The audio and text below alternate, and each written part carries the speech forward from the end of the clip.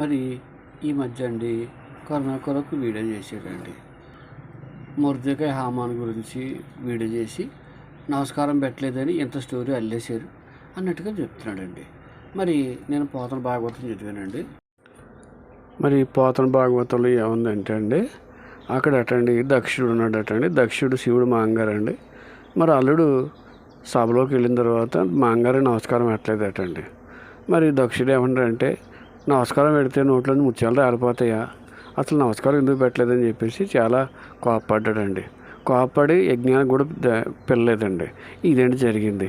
మరి నమస్కారం పెట్టకపోతేనే ఎంత ఇది జరిగింది మీ స్టోరీలు ఉంచుకొని మరి బైబిల్ మీద పడతావేటి.